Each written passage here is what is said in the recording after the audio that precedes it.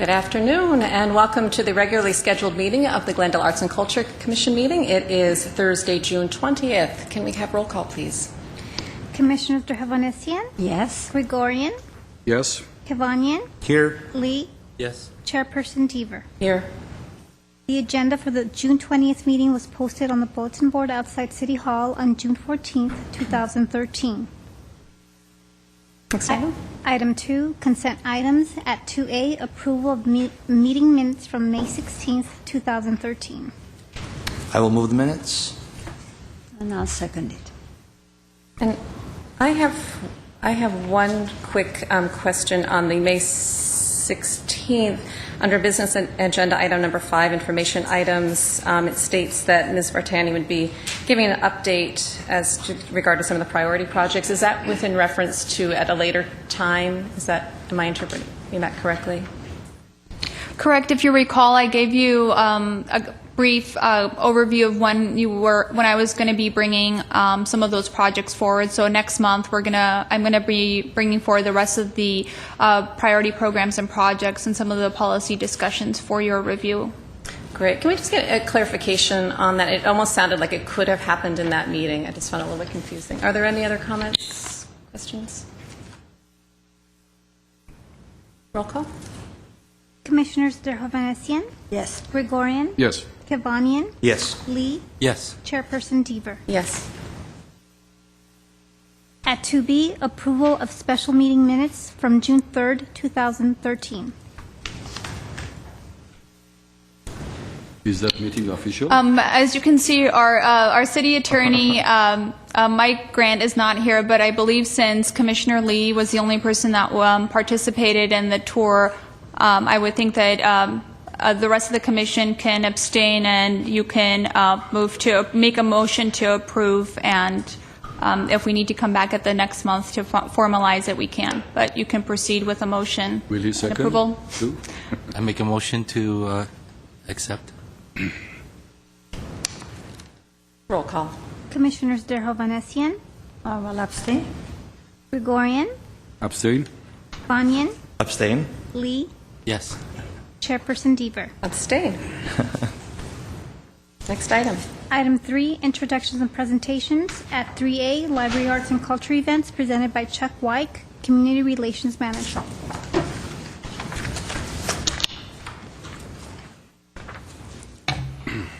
Good afternoon, Chairperson Deaver, Commissioners, City staff, Library staff. I'm going to give you a brief report on library activity. My first slide, and I did include it in the handout, it's on the second page, is of a stencil reproduced from what was found on the ceilings at Brand Library. And this is nowhere near completed. A lot of gold.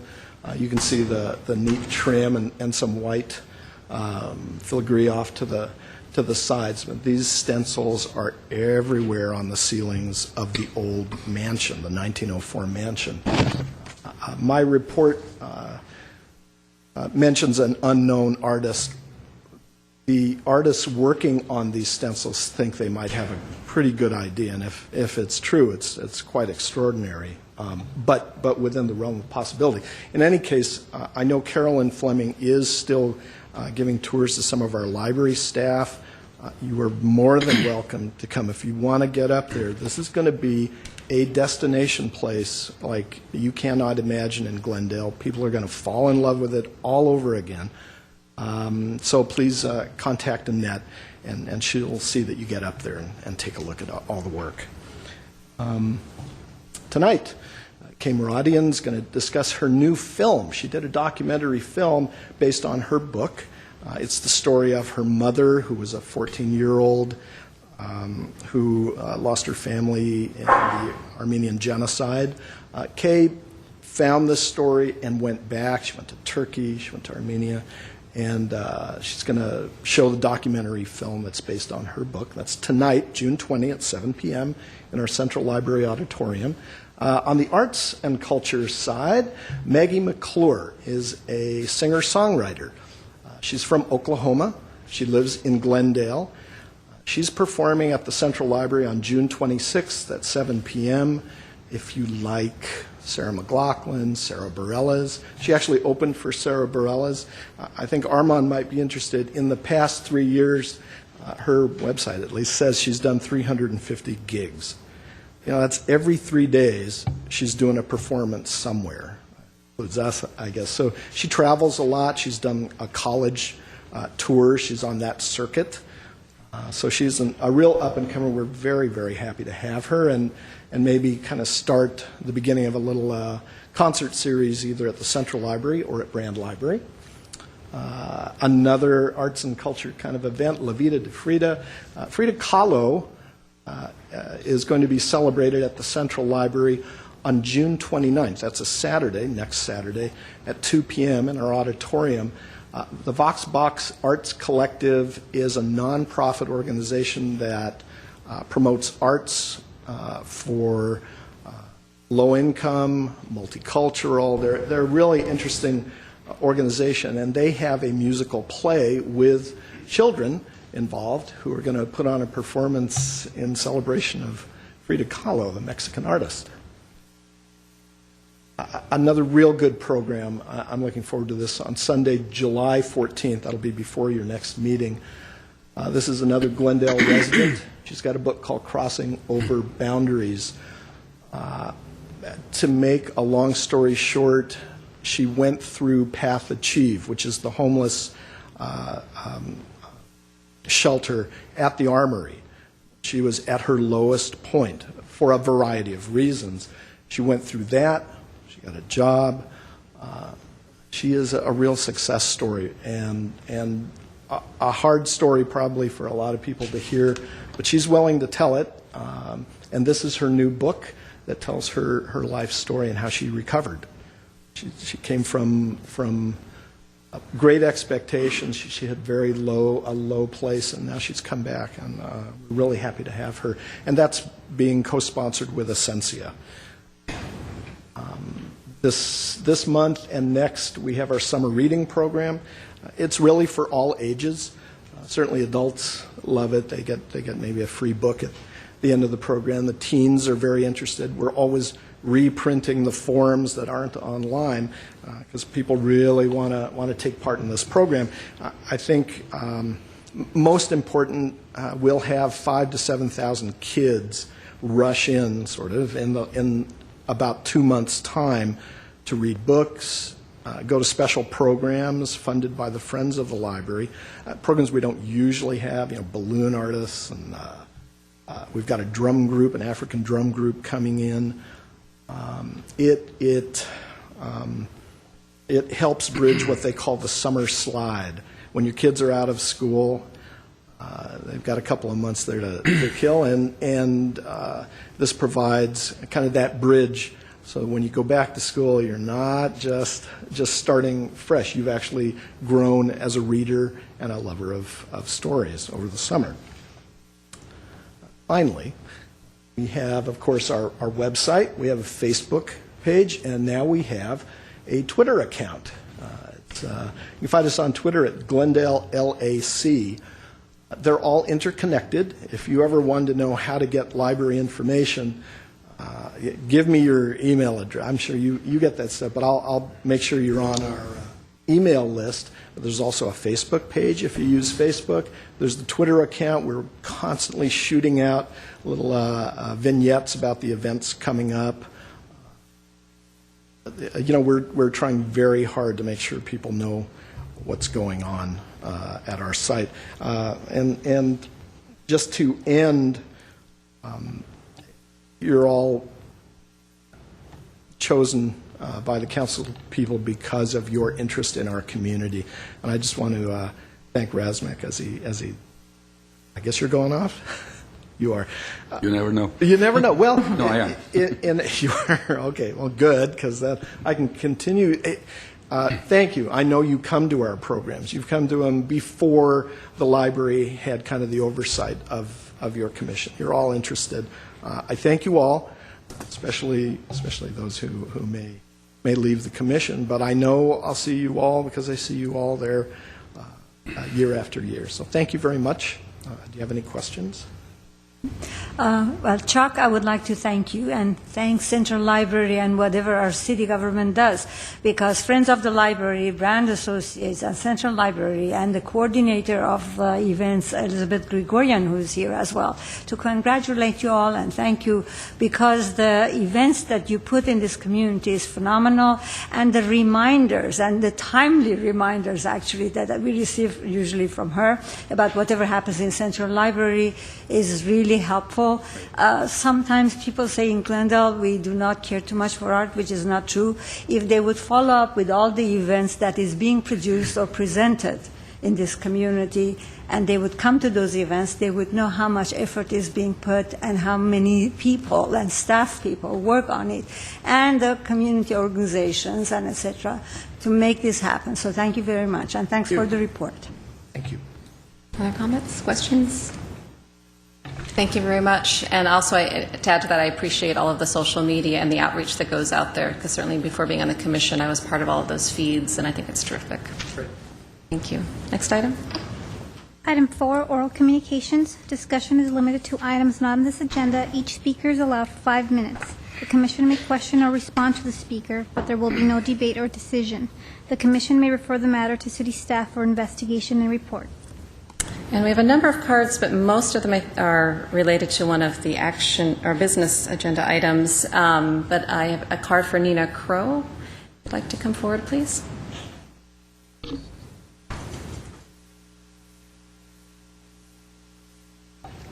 Hi, thank you so much. My name is Nina. I'm the Business Development Manager for Glendale Arts. As you know, we run the historic Alex Theater, and I wanted to invite you, as well as announce about our June 30th open house that we're having, and it is open to the public. It's a free event. It's from 6 to 8:30 p.m. We're having some wonderful restaurants there, providing some bites of food like Recess Eatery, Eden Burger Bar, the Spot Gourmet, and Porto's. And then some of our resident companies like LA Chamber Orchestra, LA Ballet, and Glendale Youth Orchestra will be there, plus Hollywood Production Center and the Downtown Glendale Association, who are our partners. This is a free event made possible by a grant from Walt Disney, and we'd like to just, as I said, invite everybody to come. There's self-guided tours so that you can see the condition and the beauty of the theater, and it's really symbolic because the next day is our first day of closure as we work towards and into our expansion project. And at 8:30 that night, our tall, beautiful neon spire will go dark. And as a symbol of our kind of our new beginning, looking forward to lighting that back up in November when we reopen again for the holiday events.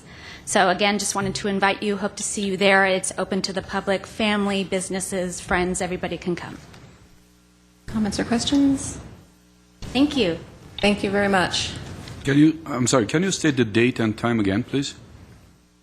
Yes, it's Sunday, June 30th. The time is 6 o'clock to 8:30 p.m.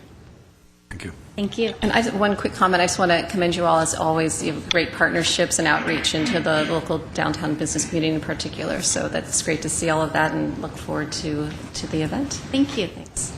Next item. Next item. Okay. Item 5, business agenda. At 5A, information items. 5.1, Sister Cities Monument. I'm going to invite Dan Bell, Community Relations Coordinator from the City Manager's Office, to come up and to give you an update on the installation of the Korean Sister City Comfort Women Monument. Good afternoon, Commissioners. Thanks for having me here today. You have a report, a brief one-page report, informational on a proposed monument through our Sister City program. As you see in the report there, some time back a report came from Parks about renaming of the renaming of Central Park, which ultimately was not accepted. But in that discussion at the council level, it was brought up to possibly dedicate an area of Central Park for Sister City monuments. I see heads nodding, so you're familiar with this process. At this point, recently, in the last few months, staff brought this to council, and it was approved for a dedicated area outside of the ARC for Sister Cities. And at that time, simultaneously, representatives from our Korean sister cities came forward with a peace monument, which you see on the screen there. You see, we wanted to provide the dimensions, kind of size, scope, layout there, and then also you see a map of the area which was dedicated through meetings with library staff, park staff, engineering, public works, a lot of different departments working on this. So that would be the area there. It's kind of just superimposed where the grass is, but our staff would go in and they'd probably do DG around there, and they'd have to do some work with the sprinklers, things like that to get the area prepared.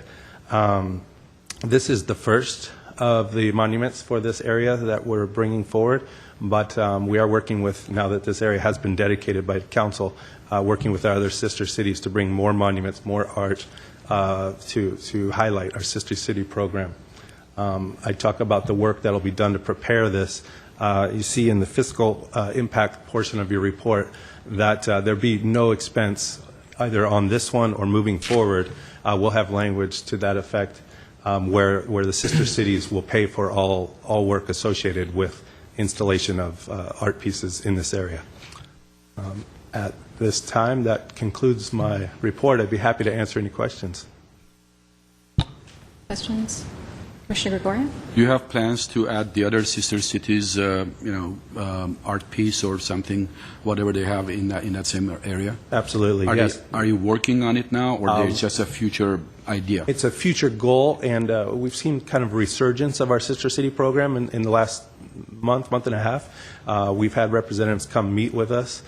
We have a meeting with one of our Mexico sister cities next Tuesday, and we're going to bring it up to them. It's something that hasn't come up in the past because this land hasn't been there. It's there now. We'd like to highlight that and possibly come back to you for some sort of plaque highlighting this area as our recognition of art in Glendale.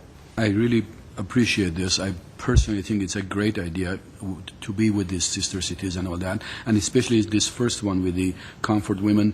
That's just an absolutely great idea. I commend whoever came up with this, and wish you all success, and hopefully you will do the rest of the sister cities as soon as possible. Yes. with as great ideas as it is on this one. It's a very good idea. I'm very proud of it. Questions? I'm assuming there'll be a ceremonial event or something of the nature once it's all installed? Yes, they're looking at a date in July at this point.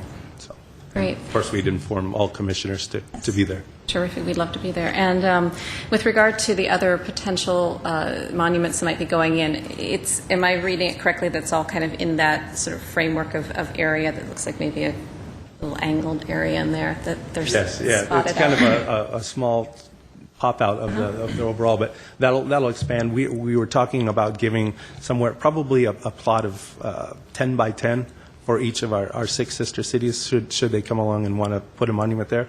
Right. So it could be a nice row, possibly adding lighting and things as we go along to really highlight the pieces. So we're hoping to fill that with our partners from our sister cities. Wonderful. Well, meanwhile, I would like Mr. Dan Bell to introduce himself because he's new to our city government. He has done a phenomenal job during this short period of time. I want the community to know you by face as well, that there are so many things happening. Please introduce yourself. Thank you. Dan Bell. I'm the fairly new community relations coordinator. So I do cultural events. We did the Armenian Genocide Commemoration event at the beautiful Alex Theater here in April, and you were on the committee. Thank you for your good work and dedication on that. So, and Cesar Chavez, and working with different committees. So I'm glad to be here. It's good to be in Glendale. Thank you. Yeah, he's the man, so the community could contact him for all the cultural events. A little too far, but thank you. Thank you. Any other questions? No? I think that's it. Thank you very much. Next item. At 5.2, next steps on GATE program.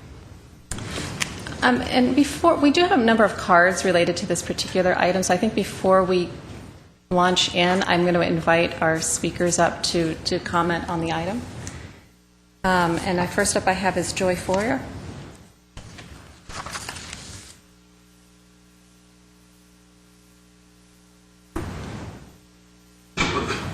Good afternoon, everybody. It's nice to see you once again.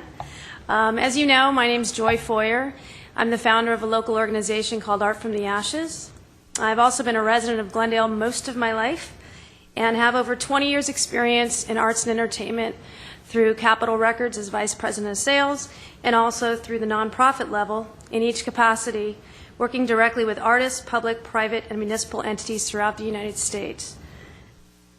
I'm speaking on behalf of this agenda point today as I've expressed my interest in having a formal opportunity to present a proposal to be the principal producer of the GATE program in its next incarnation, and I am again making that statement today.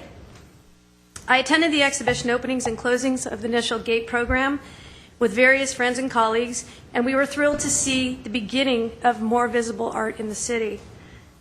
However, I'm confident that AFTA's production approach could greatly amplify the impact of this program.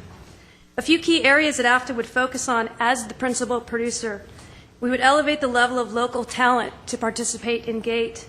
We would expand the accessibility to the art by increasing the hours open to the public, scope of event programming. We would implement a more aggressive promotional and marketing campaign with the intent to increase awareness and attendance. We would raise the bar on all forms of media to actively promote, including a more dynamic website to showcase the program and the city, and ramp up the social media focus, an area where there is significant room for improvement, as GATE's projects currently has only 47 members and minimal postings to recall a year's worth of activity.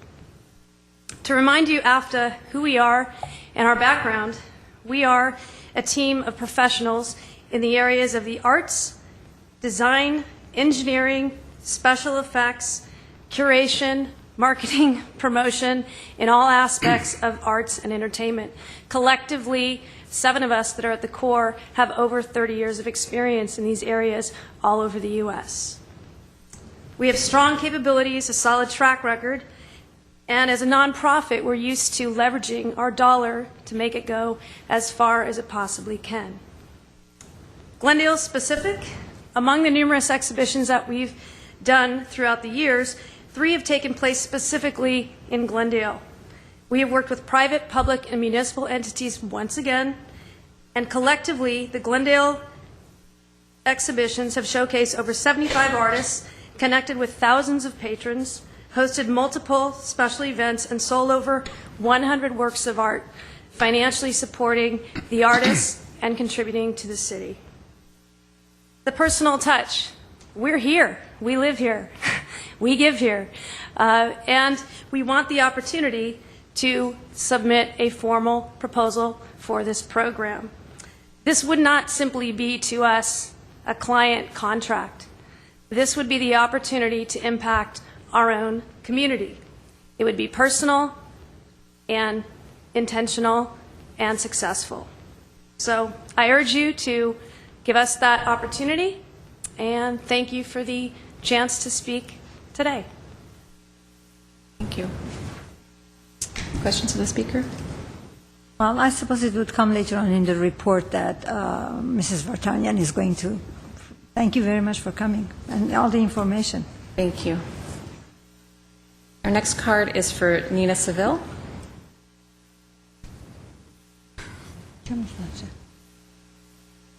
Hi, everybody. Thank you for having us today.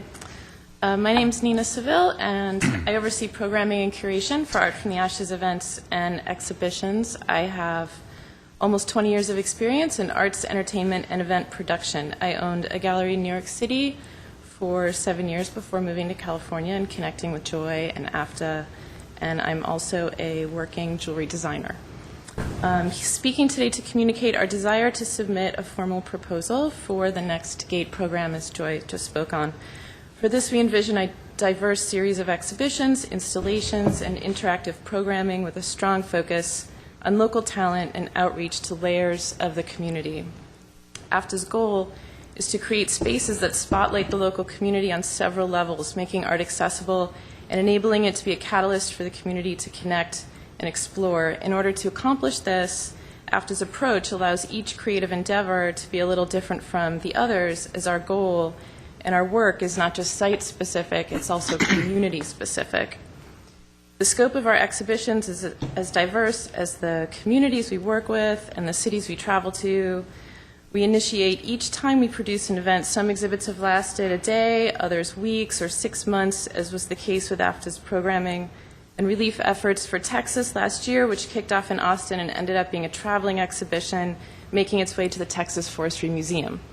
Our organization has worked with over 500 artists to date, secured major media coverage for our exhibitions, including local, regional, and national print, radio, TV, and online attention.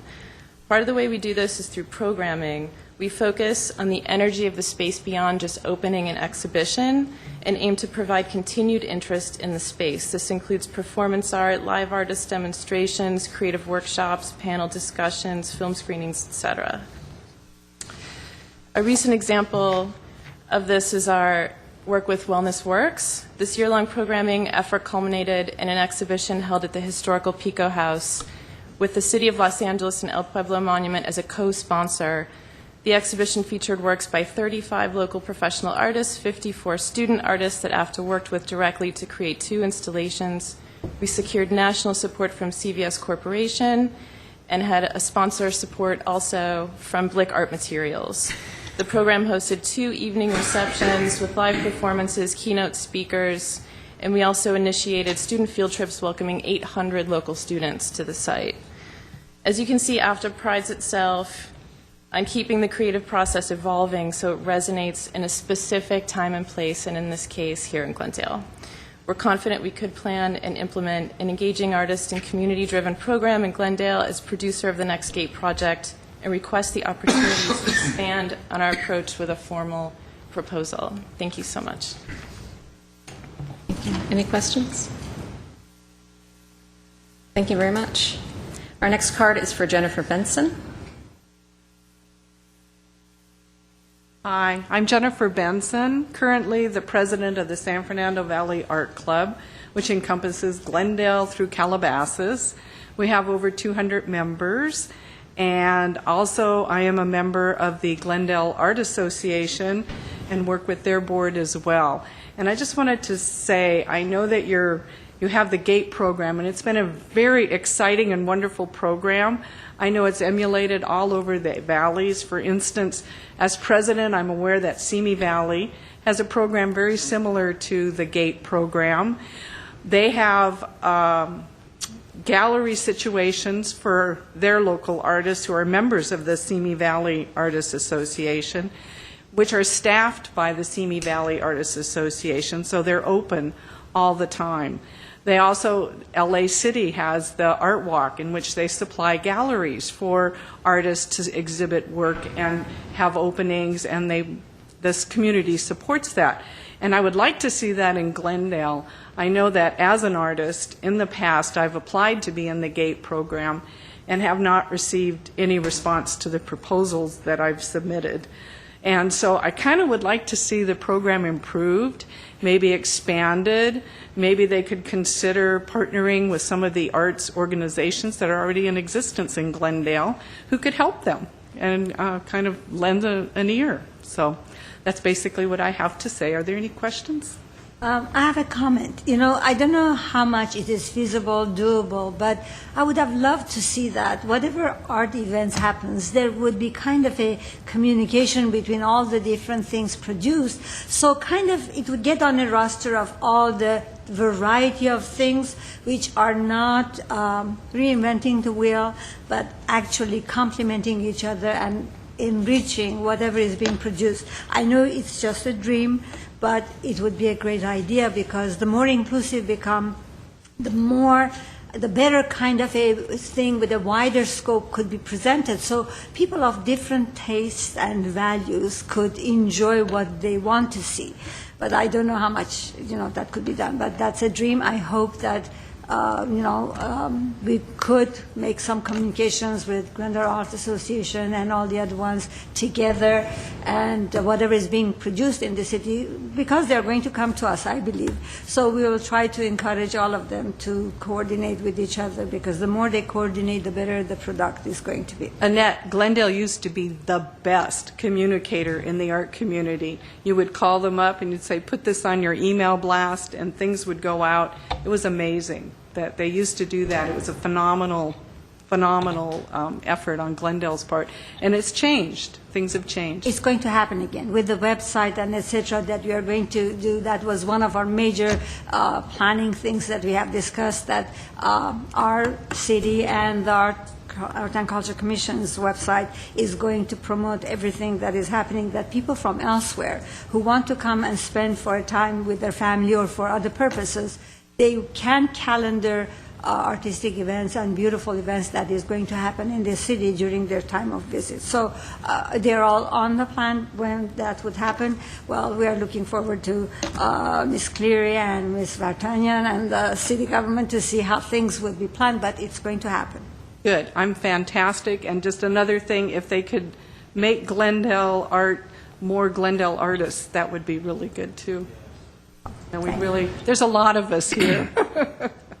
Okay, thank you. I was just going to remind everyone, Glendale Arts has a really great website that does allow different organizations to update any events and programs that they're having, or if you are coming to Glendale and want to know if there's any great arts and cultural events, they are doing a great job of updating that list. And once the commission has its website and email list ready to go, we will be sending out that information. So stay tuned. But in the meantime, please visit Glendale Arts, since they are constantly updating their website with upcoming events. Well, as we discussed before, I know that Glendale Arts does it, and we are grateful. We really appreciate their efforts, but I do believe it should be the Art and Culture Commission and the city government that has the website that gives, because we are not in competition in no means, by no chances. So we are here to promote all the art and artistic events in the community, so people would know where to go without even checking to see what is available, that we would be the mecca of all that information, hopefully, one day. And I don't want to enter into discussion, but were there any other comments or questions? Okay. Next, our next speaker is Dick Heinbold, please. Good afternoon, Chairperson Deaver, Commissioners. I just want to make a couple of comments on the GATE program from the point of view of my organization, the Glendale Art Association. By the way, I think GATE was a great start in the direction we're heading to get some art activity and excitement in the downtown. So I'll start with that. There have been a few comments in our membership. One is that, gee, there's not enough Glendale artists in this operation. And I looked on one of the documents from GATE, and there were 15 artists there, and I went and looked on all their websites. One of them was from La Crescenta, and the other ones were from elsewhere. A lot of them said L.A., but there was a person from France, there's a person from San Francisco, Huntington Beach, wherever. So anyway, I think that the GATE program, as it progresses, should have some kind of stipulation that the majority of the artists should be people that reside in Glendale. The next comment that a lot of our members discuss is the nature of the events here. There will be an exhibition with an opening reception, and then the exhibition is basically closed for the next several months. So if you want to see, you've got to go to the window and look into it. And some of the works on display might be 40 feet away in the back of the room. Lighting isn't that hot. And I think a lot of us feel that this is not an optimum kind of exhibition for art. We would like to see something that has more human traffic, people going in and out, artists at work, and that could even be a point where artists come down and hang out and talk artist gossip and enjoy each other's company. And of course, the public would see artists at work and see real art happening.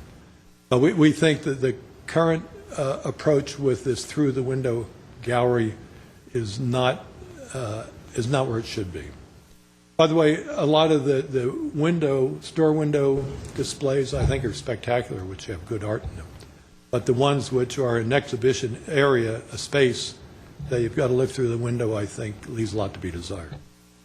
So our recommendation is maybe the RFP for the gate program should be put out on the street again and cure some of these problems. I think it might. I think the competition is always good for getting the creative juices going, and I think would help the program. Thank you. Questions? As usual, good suggestions. Thank you. Oh. Thank you. And that concludes our public comment. And Ms. Vartanian, if you'd like to confirm with the report, please. Sure, I'll just do a very brief introduction, but as you recall, last May, after the one-year program of GATE, the City Council asked that the Commission discuss the program and funding options using the Urban Art Fund to continue the GATE program and then bring a report back to the Council. However, the Commission decided to wait for that discussion until we started to develop our work plan. So today I've invited Praxis, who was the consultant hired to manage and oversee the program, to give you a program overview as well as options for moving the GATE program forward.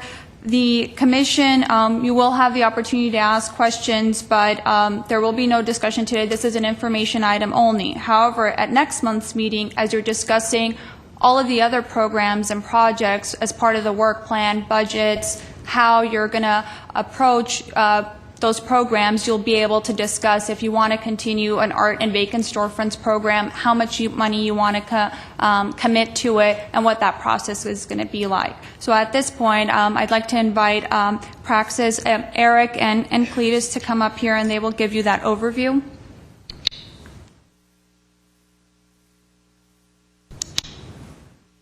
Good afternoon, Commissioners. I'm Eric Cavalli, and this is Cletus Douglas-Schomer with Praxis. I have a PowerPoint here for you. Continuing to serve Glendale in the arts. From the beginning, GATE was created to serve the long-term goal of establishing downtown Glendale as a recognized arts and entertainment. The opportunity to work with Glendale Arts and Culture Commission expands the scope and range of projects possible, creating exciting opportunities. Temporary exhibitions, collaborative programs, and outreach are a valuable and dynamic way to engage the public and develop awareness of Glendale's commitment to art and public spaces. Hello. GATE projects would move forward with its focus on supporting the Arts and Cultures Commission's vision and goals. As you can see, you're very familiar with this vision and goals. These are your vision and goals. Okay. These are your vision and goals. And GATE Praxis was very excited to see these and very happy to see these. It shows Glendale's commitment to the arts. And we were also very excited to see that many of these, that all of these vision and goals directly relate to the work that Praxis created in 2011 by creating the Great GATE program.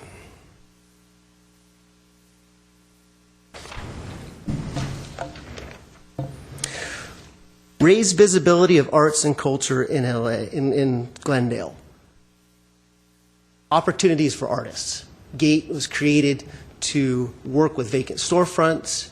GATE was created to assist in the arts community. We came into a situation where it was basically just blank page. The RFQ said, create these exhibitions for vacant storefronts. We said, okay, what we're going to do with this, we're going to expand this, we're going to reach out to artists. We did an extensive call, and we talked to many, many artists, arts organizations we collaborated with. Some of these artists have lived in Glendale their entire lives and never had the opportunity to exhibit their works. One artist, internationally recognized sculptor, Mark Lear, had lived in Glendale for decades. He had never, ever exhibited his work in Glendale. We gave him his first opportunity. We specifically worked with, we had such a huge call, we had to work with artists to see, what was the best application and what spaces we had that would work best for their work. And we really tried to find artworks that were interactive with the community.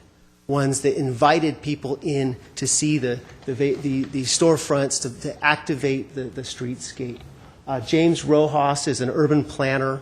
He is an artist who curates models based on planning your own community. He invites the community to come in and actually build these models with him and rethink how they see their own cities and environments. We did projects with him working in the festivals and in the storefronts as well. Artist Anna Magnuson created a beautiful project where she invited Glendale residents to trade with her. She asked them for objects of interest, things that were personal to them, that they would donate to her and tell her their stories, why these were important to her. And in return, she would give them a hand-drawn image of that object, as well as taking those objects and creating a space out of a storefront, a very vacant, empty storefront. Glendale Woodturners. Glendale Woodturners, this was an amazing opportunity to activate this space, and this was not closed doors. Glendale Woodturners actually had open gallery hours. The community would come in, they could talk to the artists who hand-worked these pieces, these absolutely beautiful pieces. Jim Givens was in here last month talking to you about his experience with the Glendale Woodturners. Use arts and culture to encourage community pride and neighborhood beautification. When we started this project in 2010, the first thing we did was a survey of the community, and the vacancies were absolutely everywhere. And it had this feeling, this absolute contagious feeling to it, where you could see how one empty space, the sidewalks would be dirty, the area and the building, the different businesses around that vacancy would feel it. And you could see that, and one would turn into two, would turn into three. And for us, it was just absolutely an amazing opportunity. What can we do here? Many of the projects that we developed were with artists who specifically thought about how to work with the physical environment, not just to hang their works inside the space, but how to actually beautify the streetscape. And so we came up with vinyl projects. We came up with projects where we actually built spaces out of empty windows. You know, with exhibition, cardboard boxes, and plywood, everything we could do to make this beautiful, and it worked. The restaurants in this area saw an increase in their activity, and spaces got rented. We saw it, and we're still seeing it today. I was reading that Mervyn's, for example, you know, huge box store, that space I believe is going to be rented. That's probably about the sixth space of ours that ends up, you know, becoming activated, and the economy is coming back. But as I said, this is a contagious thing, and it's something that you really, I think, is very vital going forward out of this recession, is you don't want to backtrack. You don't want to see this happen again. Grow and support Glendale's identity as an innovative and creative community, putting Glendale on the map as far as a arts and cultural destination. I'm still receiving calls constantly, emails, people asking what happened to the GATE program, why did this stop? You know, people are getting accustomed to coming to Glendale and seeing these type of activities. And it was something where the residents themselves are saying, wow, you know, I can't believe it. I don't have to go to Los Angeles. I don't have to go to these other places to see these type of events. I have this in my own backyard. Use art as an educational tool to address social and cultural barriers. GATE realized, Praxis realized in the development of GATE that we really needed to reach out to the artist communities. We needed to assist in any way we could, beyond just giving the opportunity of the vacant storefront. One of the things we did was we brought in GIST programming, would actually work to train artists, assisting them with their portfolios, assisting them to market their own works. And in fact, Shbuhi Abajian is a product of the GIST program. She's a product of GATE. She's also your Diamond Award winner. And I have a letter here from Shbuhi And just a couple of things to mention. I'd like to pass this around. You've probably all seen this. This was sent to you directly. Up until, this is talking about her GATE program experience. Up until then, I had only shown my work in galleries. GATE provided my first opportunity to display public art. The artistic content of my work is social commentary. GATE offered me the perfect venue to share my artistic message with a large audience. The purpose of my art is to open a dialogue in my community to inspire individuals towards economic freedom and personal prosperity. The GATE program allowed me to actualize this purpose. She goes on to talk about her experience. She's recently installed her latest public art at the Los Angeles Art Association Gallery, 825 on Los Angeles' west side. This was an absolutely positive experience which extends far beyond the funds that were used to create the GATE program.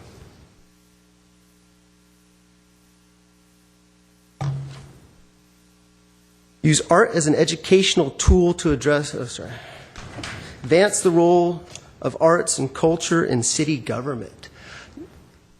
One of the reasons, this was a competitive process when we were selected to design an exhibition program. There were multiple submissions from arts organizations and arts providers throughout LA County who were interested, who thought that, as far as creating a proposal to submit. And this was a competitive process. I truly believe that one of the reasons we were selected was because we were thinking outside the box, outside the scope. This isn't a one-year project. This is a multiple-year project which will continue to grow. And many of the things we looked at were how do we build these relationships that we've created. And one of the first we looked at was the city government and the planning. And we worked with the Glendale Library, for example. We had our GIST programming there. And there we talked to them about their public space and what they had and the opportunities. We've since talked to them about possibilities in granting opportunities and things. So this is really an open dialogue, and I think a very important part of GATE projects. Hello, Commissioners. Thank you very much for this opportunity to talk about the GATE program. And also, I'm very happy for those who were able to come up earlier and give their comments, because one of the things that I think we're very proud of is just this notion that people are able to talk about the GATE program and provide feedback in terms of how it could be developed. But there really is a feeling that there is something, that something was created in that first year that people can refer to, that it belongs to Glendale. That was one of our first missions, because that didn't exist when we started out. We were invited to put art in storefronts along a model that exists in other cities as a very straightforward, closed environment. Simply put work in the windows and continue. And we thought this could be more. And we started with the very notion of creating an identity for Glendale. What we see here, the GATE program, Glendale Area Temporary Exhibitions, that was an idea that was meant to have a certain breadth. It was also meant to introduce, or for people who interact with it, to get this feeling that, wait, there's a sense of a contemporary art program that belongs to Glendale. And that's one of the reasons why we made sure that for all of the sites that we presented work in, that we presented it also as this is part of something larger, so that if you traveled from one corner to another, you'd say, wait, there's something happening. This is an ongoing thing. So the very fact that people can say, wait, but couldn't it do more? Well, it could. And we're excited to work with the Arts and Culture Commission, because this is an important change in what the GATE program was. Because the GATE program was initially created with very, very specific constraints. We were invited to do something exclusively for vacant storefronts, exclusively in a certain geographic area. And yet, even within that, the very notion, and I'm thankful for the comment about wouldn't it be great if more people could come into these spaces. Initially, there were no openings as part of what was asked. We created that. We created the events that went with them, because even within the limited constraints, the insurance constraints, the issues specifically of dealing with building owners, we wanted to create a certain openness and permeability as much as we were able to. It's another one of the reasons why we reached out to the library and brought in the GIST program, which had never done a program here in Glendale, And they're specifically focused on working with artists in terms of their professional development. So that was a multi-week program focused entirely on allowing Glendale artists to look at how they're presenting themselves, marketing themselves, and as Eric mentioned, Subuhi really benefited from that and was able to then take that into the GATE program. How would GATE be different going forward? Well, really one of the important things is you all sitting there and the fact that your vision is different from the constraints that we were under previously. The idea of working with other cultural organizations, helping to develop artists, working educationally, that is something that we very much look forward to. And we originally created the GATE program to have a certain kind of breadth like that.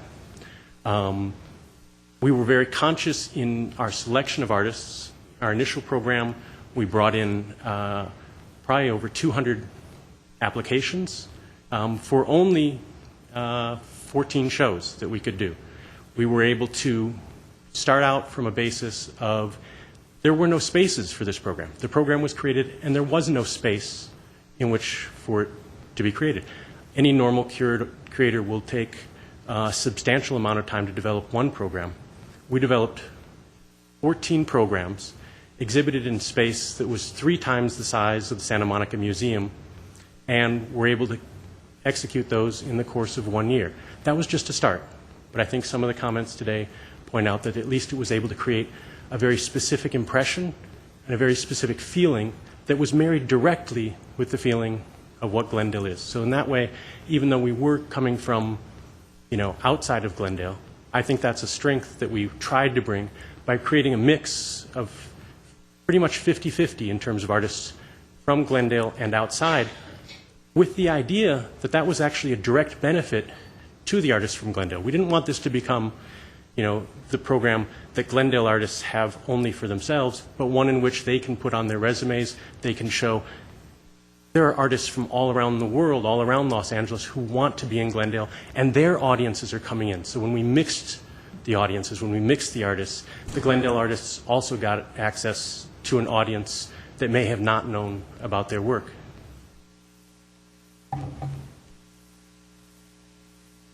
In terms of going forward, we want to have site-specific installations.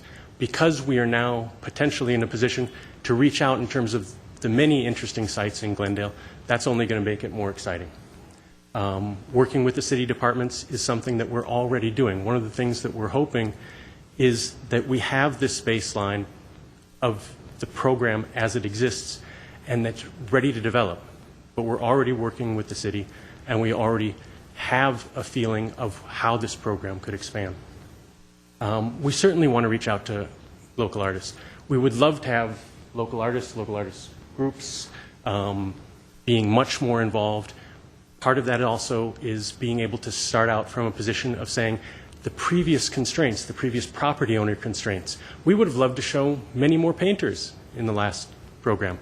We also were dealing with spaces that said, whatever you do, you put one nail hole in this wall, and this is going to be your bill for repainting, and you're not allowed to fill that one hole. So there are strange things like that that were characteristic of the former program that we had to work around. But the very fact that the GATE program does have this kind of feeling and impression hopefully is a sign that we overcome them. Also, we would like the GATE program not to simply be something that's drawing resources away from the city, but something that has an identity, something that has a track record, and with your support is something that we can say, hey, isn't this something that other organizations, other partners would like to become involved with?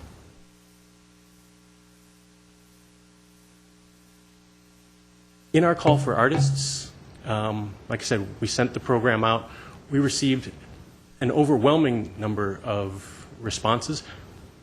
Carefully went through those. I know that there were some occasional breakdowns in communication. One thing that's also true is that once the web bots got a hold of our website, which was after we brought in those initials and programs and filled up pretty much all of our programming. Again, we had to program 1 year all of these spaces.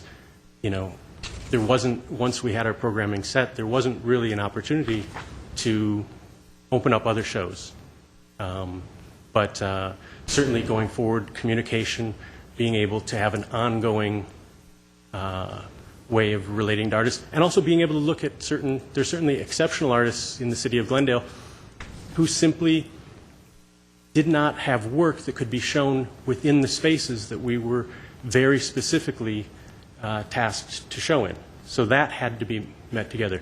When there becomes the opportunity to say, wait, this is an artist doing very interesting work, let's go find a space or an opportunity or a partner who's appropriate for that, that becomes something that is a new possibility when we're not working with this type of storefront in this specific geographic area.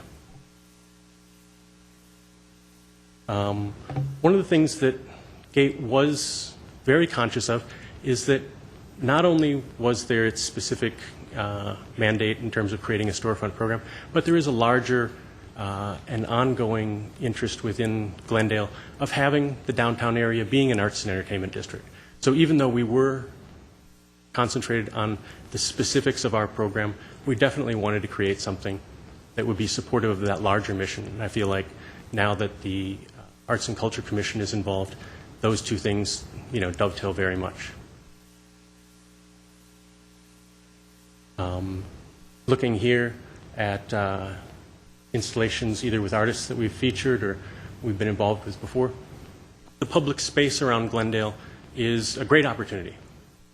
We would love to be much more involved in public spaces. We reached out to the Glendale Community College and there was an openness there, but that's something for us to explore going forward, because public space, again, wasn't within the realm of what GATE could focus on last time around.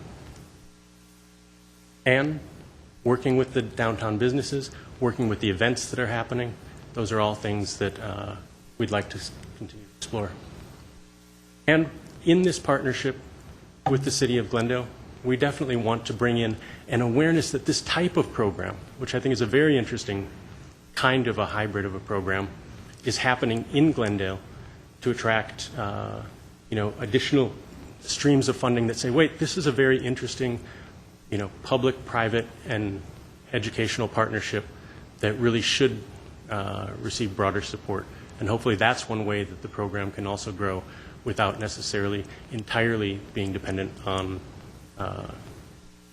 a municipal budget stream.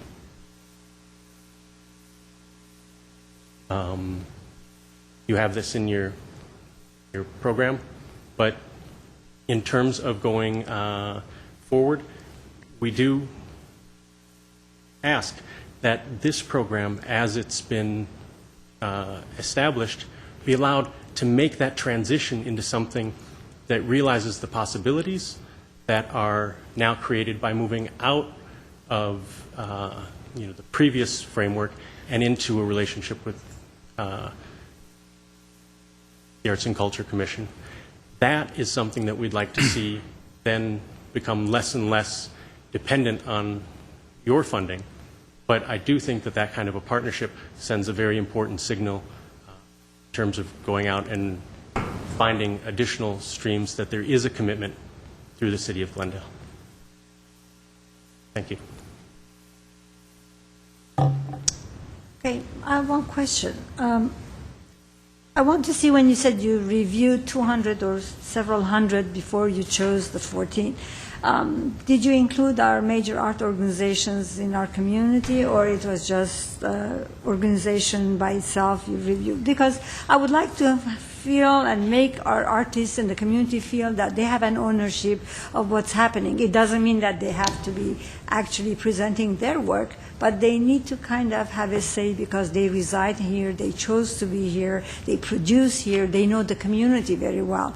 So if that could be done, that is a request? Or Yeah, absolutely. I mean, we used extensive outreach, and these are national standards that are set in public art is what our background is. I mean, that's what we do, and putting up selection committees together, and very often whatever community you're working in, there is an interest and an importance to reach to the local artists.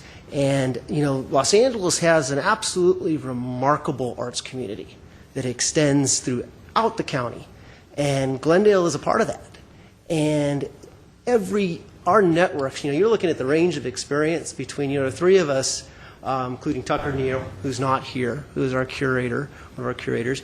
You know, the three of us have an extensive experience, decades of experience working in the arts. And each of us put out our networks to say, where are the Glendale artists? I mentioned Mark Lear. He's the first person I called. I mean, I said, Mark, you know, you've lived in Glendale for 30 years. You know, do you have any recommendations? You know, what's the best way to reach these artists? We talked to every organization that was around. I mean, we literally went door to door. I went to business group meetings, you know, as far as the local groups, and really took an effort to make sure and that we not only made everyone aware of the opportunity, but we also responded to them. You know, I mean, we set up a system where not only were we reviewing the over 200 initial applications that we got, but we're still, you know, receiving proposals. I mean, that's how popular this was. And, you know, it's hard to tell artists, you know, you can't, you know, we like your work and we're looking for an opportunity. It's tough when those opportunities don't arise immediately. And you have these wonderful artists and you want to give everybody an opportunity. You can't give everybody an opportunity. But we certainly wouldn't be doing our job if we weren't reaching to the local people.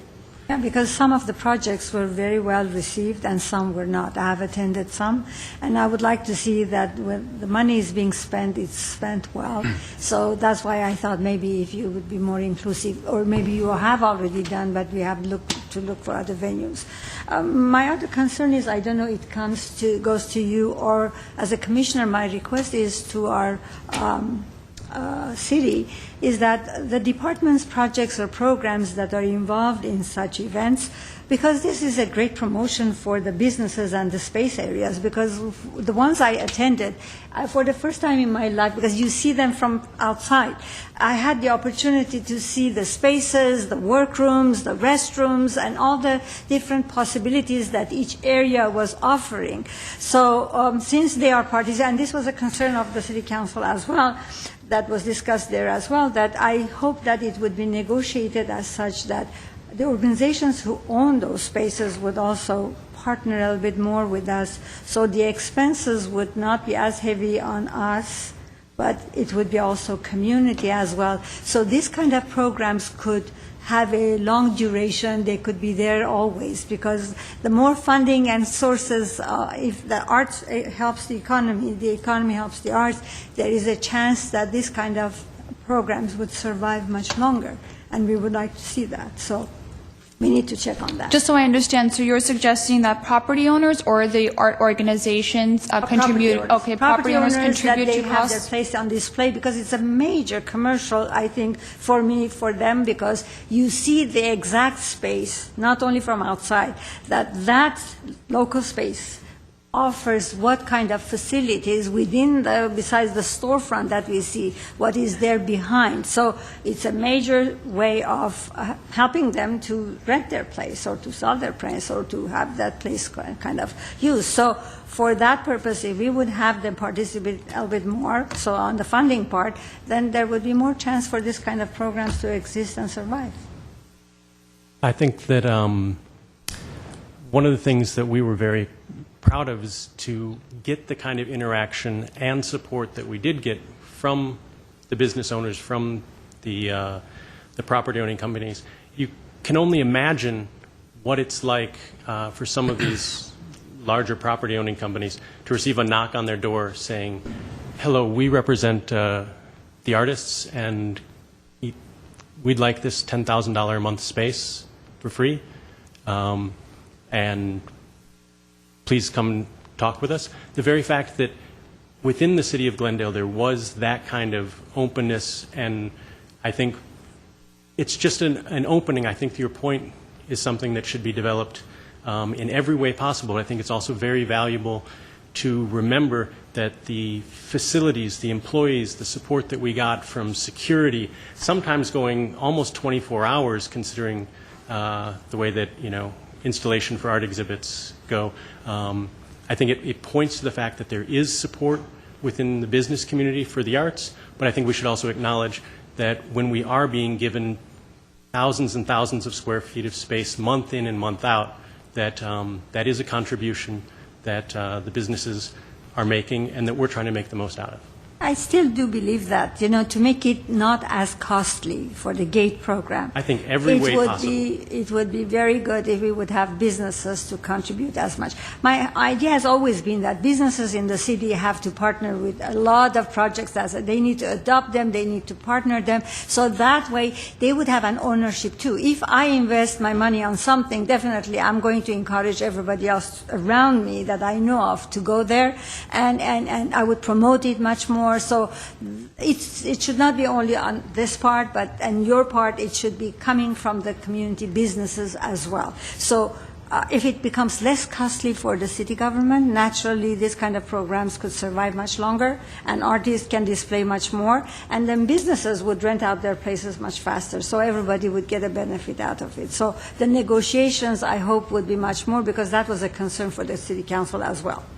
Just a point of clarification, are you talking about the investment of the space and the funding from the property owners who would be making their space available, or are you talking about sort of another stage where they were talking about fundraising and looking at businesses as part of that fundraising plan? It is actually businesses who are giving their space for this event. Then, of course, if there's more of fundraising, if there's a lot of more collaboration, the more the merrier.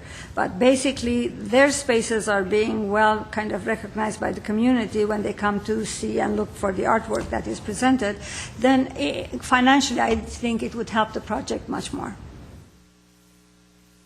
That's my concern. I don't know how it could be done, but maybe it could be negotiated. And I would feel that if businesses feel that it is worthwhile and a lot of people come and visit the space, that could promote their area and, have it rented much faster or etc., maybe they would participate much more. But that is a business part of it. But you know that any artwork can thrive with better financial support. So I would like to see community participating much more. I know they do, but I wish it would be more.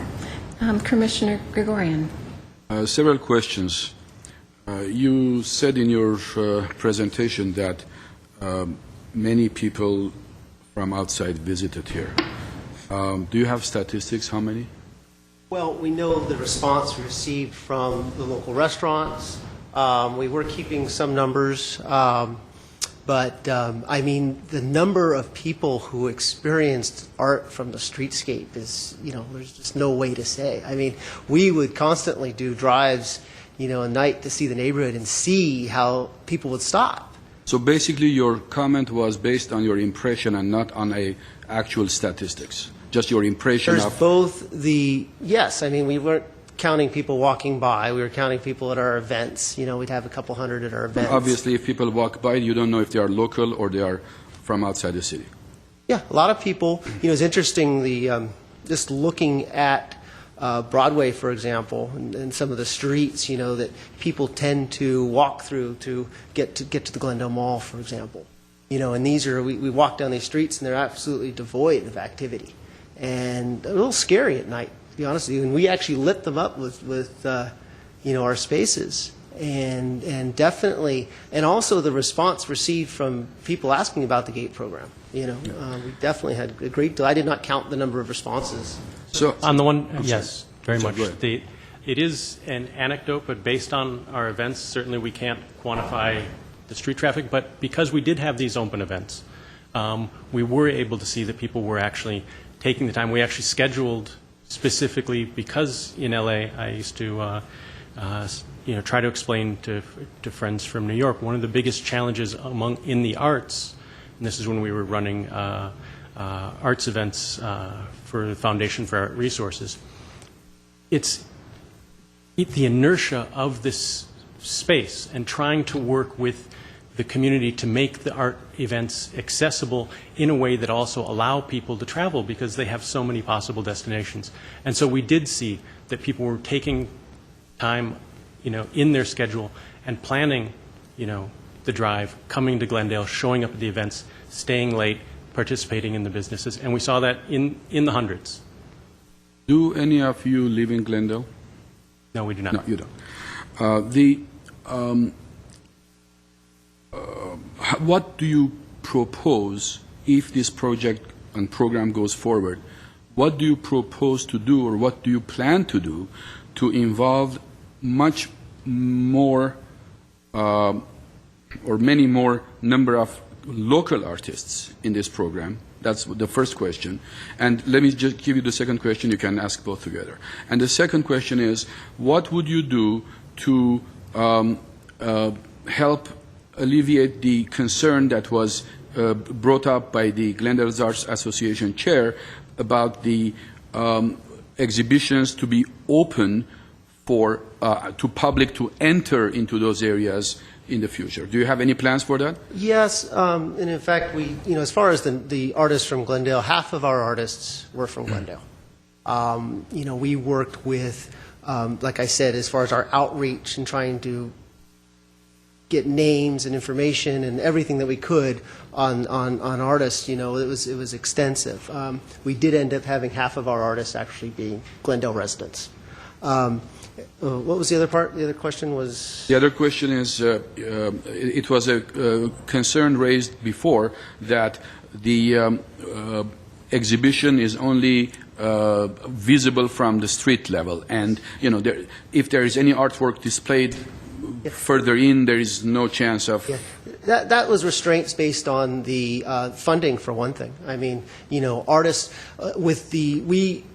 after building relationships with these property owners, and if you were to have a property owner here who worked with the GATE program, they would tell you that they invested a lot, and they could put it into numbers as far as Cletus mentioned security. He meant as far as maintenance to be able to allow us to take on the space, and it was not an easy task for us to talk them into this. I mean, it was something where real estate agents, at first response was, well, if I give you the space for free, I'm not doing my job. And it took a while to really build momentum. And once we got a few property owners to get involved, other ones, those same real estate agents came back and said, well, you know what, now we can do this. But eventually, one of the last exhibitions we did was with Glendale Woodturners, where we actually were able to allow them to be on site, where they had actual gallery hours where they could be there for patrons. And this is right next to California Pizza Kitchen. So, I mean, it was a wonderful experience to see that happen. Galleries, unfortunately, are expensive. It's something where to be able to have hours, people don't, some artists are able to sort of make them their work studios. And I could think of leveraging ideas and possibilities on how we could sort of make that happen, where artists are creating their work and then they can be there on site to receive people. Yeah. I do have some thoughts. I just want to jump in just to address something on the city perspective. Some of these spaces, because they were converting from, let's say, an office space or a restaurant into an open gallery space, there were concerns from the fire department and the type of use it was. So for every date that a gallery space was open, we had to file a special assembly use permit that had to get approved by the fire marshal. So whether this particular program continues or somebody else comes in to convert a space over, if it is a city-funded project, if other people are doing this on their own, I can't comment to that. But a city program, we do have to go through the proper channels where the fire department has to review the floor plan of a space like this. And if it exceeds a certain occupancy, so if it's going from type A to type B, whatever it may be, the occupancy load, we have to file that type of a special permit. And there's a cost for that because inspectors have to come out. So I think everybody wants those galleries to be open 24/7 or as often as possible, but there are some considerations that are beyond our control. So whatever happens in the future, if there are people that are using spaces, just be aware of that. It's really important to know because it can create issues. But to follow up on your point there, two things, and I think they are related in terms of reaching out to community arts groups and and the GATE program, again, in a new environment where we're responding to very much the requests that you have for a program, which is different from, say, the redevelopment agency or the constraints that were put on that program, there is an opportunity to really reach out to larger groups, to groups of artists who have that energy, who have that enthusiasm, and really open that dialogue about saying, okay, what is it that you are interested in doing? How can we be a catalyst and help facilitate that? Because instead of it being solely focused on, we need to occupy this much storefront in the course of 1 year, which was our very explicit aim, even though we tried to reach out beyond that. The real question can be, how can we contribute within the arts community in Glendale? And there's nothing better than having groups who say, wait, we've got these energy. We discovered that, in working with the Glendale Woodturners, where we were able to provide them with a space and work out, based on the fact that we had a track record, we had developed the kind of trust with the property owners. This isn't something we could have done, I would imagine, in our beginning, but by the point that we were at that place, we were able to say, why can't we let this group have complete access to the space? We'll work out a way that they can staff it. And it was at the holidays, it was at Christmas time. And they were able to open basically actually a pretty posh boutique right in the center of Glendale and show their work and sell it and interact with the public that was coming in, day out. So the fact that things would be on a different footing would allow us much more to say, okay, what energy and what groups are there that we can help facilitate and have that kind of a conversation, as opposed to saying, we only have this kind of a space, we can only do this kind of a show, so we can't have this conversation. My last question before a very brief comment. Can you explain to me, I don't know about the others, why the city of Glendale should spend, according to the budget before, $80,000 or whatever the future budget is, thousands and thousands of dollars, to promote and exhibit some artists from outside this city, when this city has so many talented and internationally recognized artists? Can you explain to me that, please? Yes, I think I can.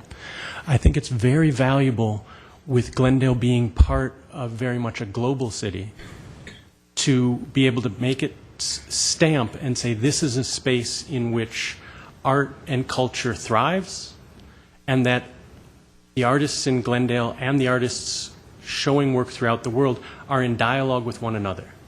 And that is a way in which Glendale is showing its participation, its engagement, to simply say, we are going to address our own and not be in dialogue with a larger world or community, I don't think shows the vibrancy that you're pointing to, and the vibrancy that actually showed up in the GATE program, when you had Glendale artists showing their work in exhibitions that they could then put on their resume, and no one would ever say, oh, is this something that is this a small little Glendale project?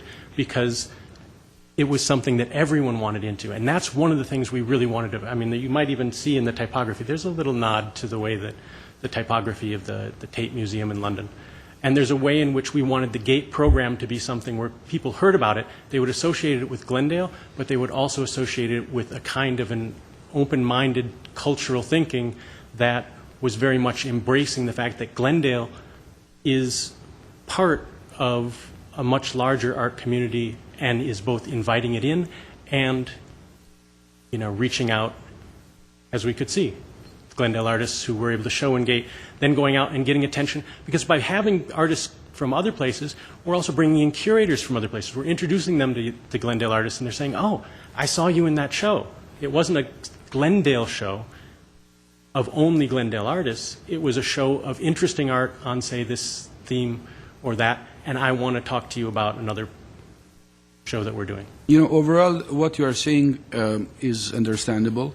However, my point is about the city of Glendale, whose responsibility is to take care of its own residents, putting all that budget. If there was a collaboration, let's say, between city of Glendale and city of wherever, and everybody put some money, budget, and efforts into it, that your comment would be much correct.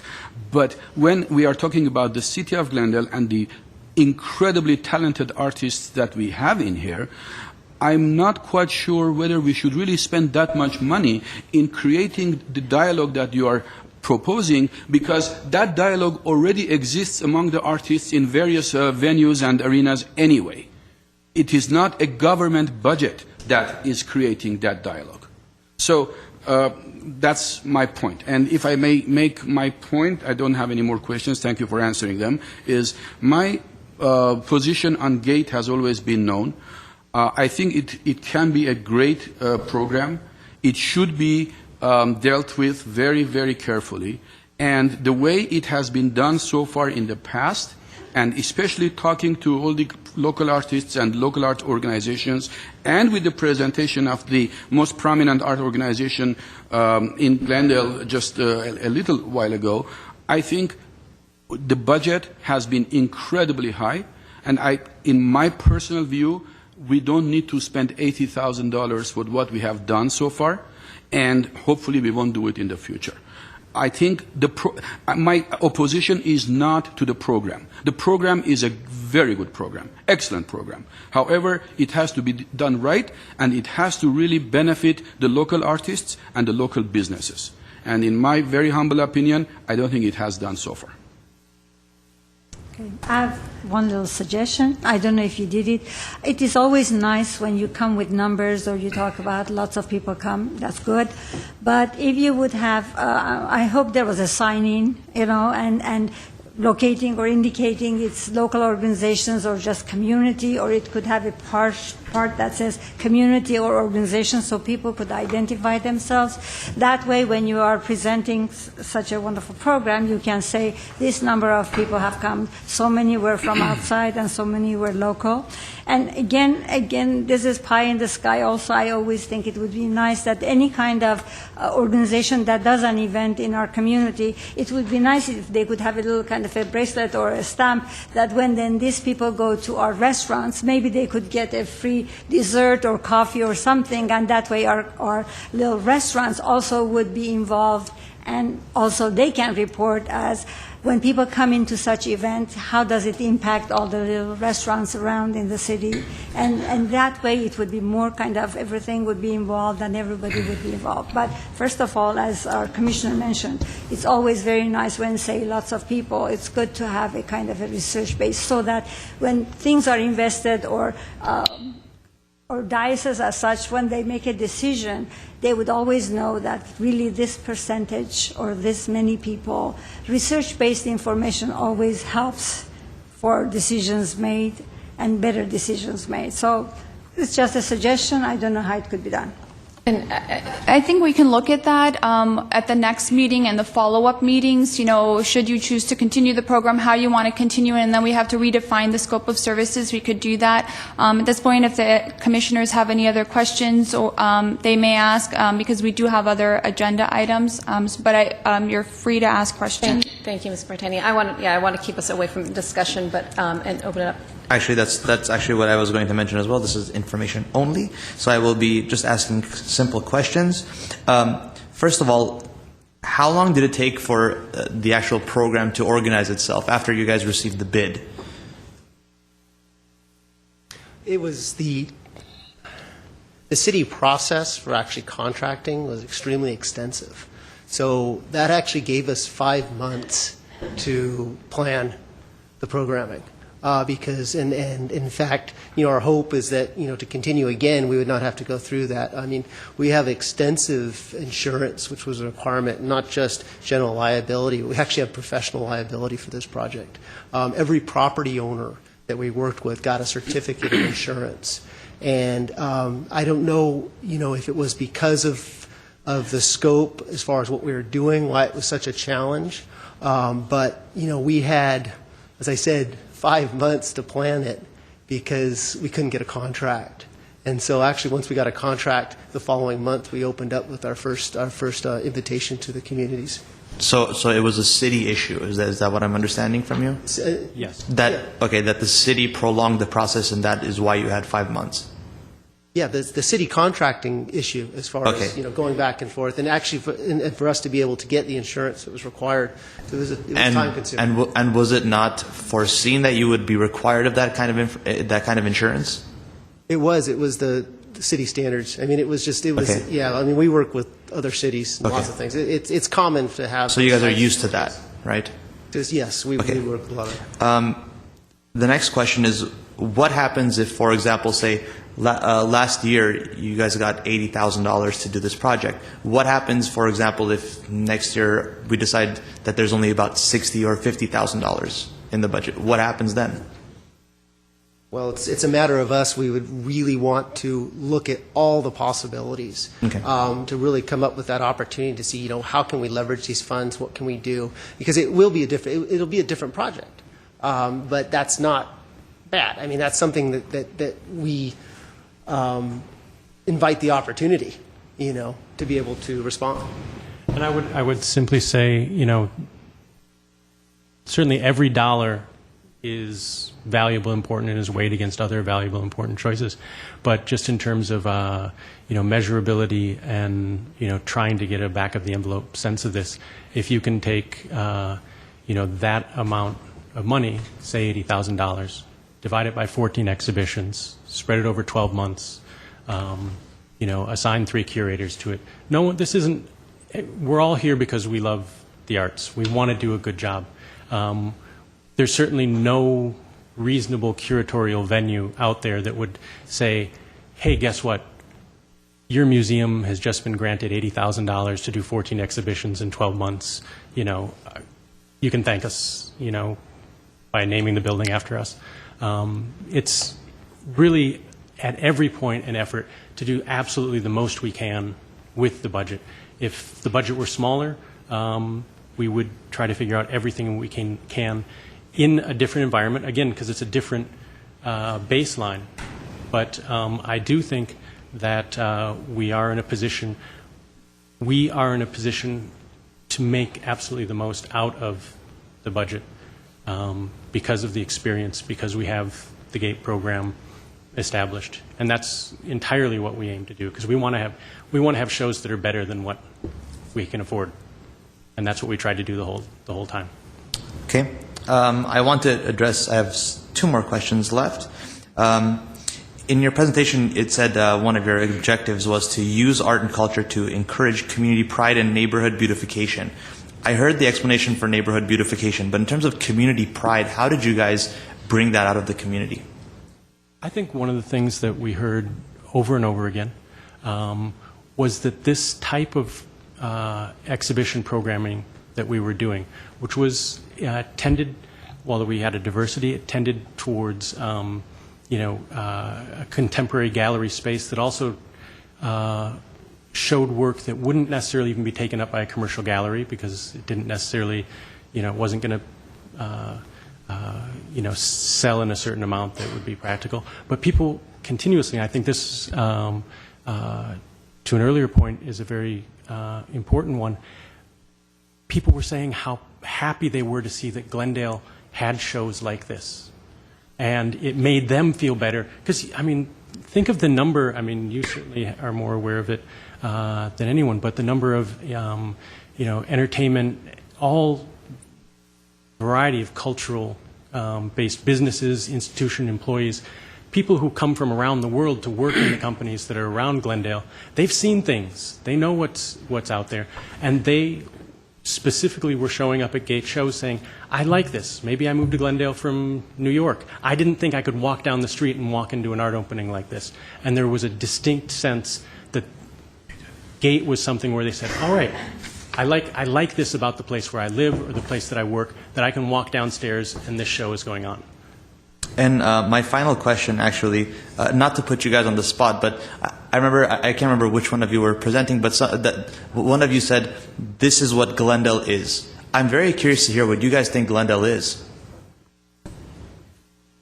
Happy to be put on the spot.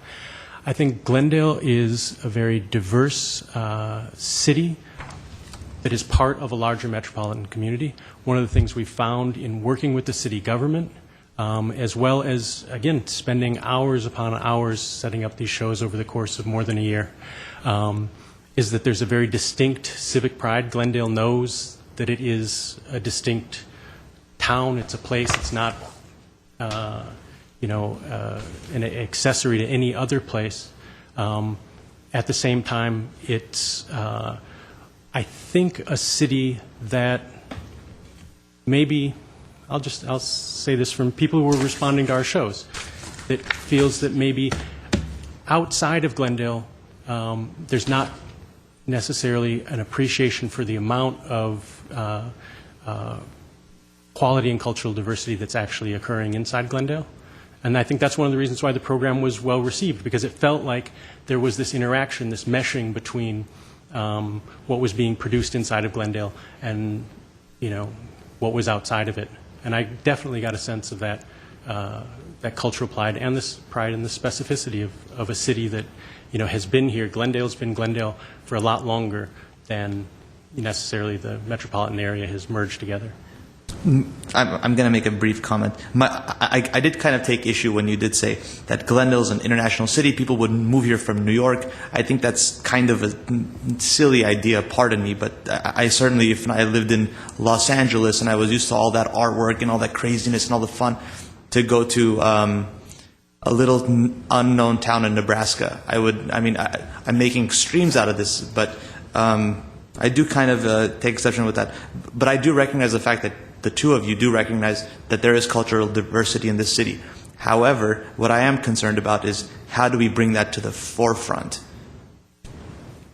Thank you. Commissioner Lee. I just have a comment. I really enjoyed the program. Quite a few nights.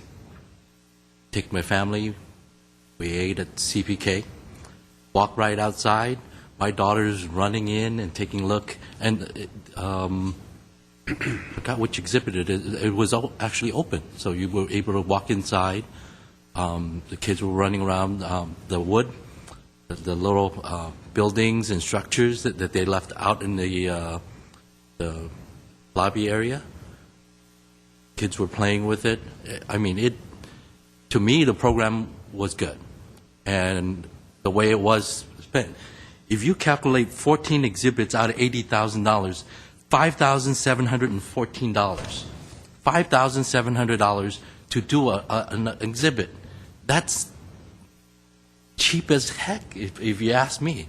They did all that work, and coordinating each exhibit, as anybody who's done an exhibit knows, is not a $5,000 thing. On average, you spend a lot of time, a lot of coordination, a lot of bureaucracy. There's a lot of things involved. I think they did a superb job. Moving forward, we got new ideas, new things. Put it to work. That's all I can say. Thank you. And I have some questions myself. Could you tell me if somebody were interested in knowing when there was an exhibition opening, one of the 5 openings I think that there were, and or closing events, how would somebody know about that? We publicize the openings through a range of arts email lists. We put things on our website. We also handed out cards, flyers in the local community when things were coming up, so people would be able to find them and hopefully stumble across, or, if they're coming out of a business and they pick up one of the cards, they have a map and can locate it. So, and also involving, the artists themselves.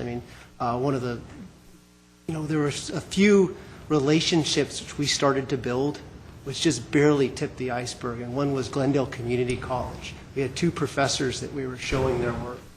And, watching them come and bringing their classes of students to come see their work was remarkable. And like I said, we just barely touched that.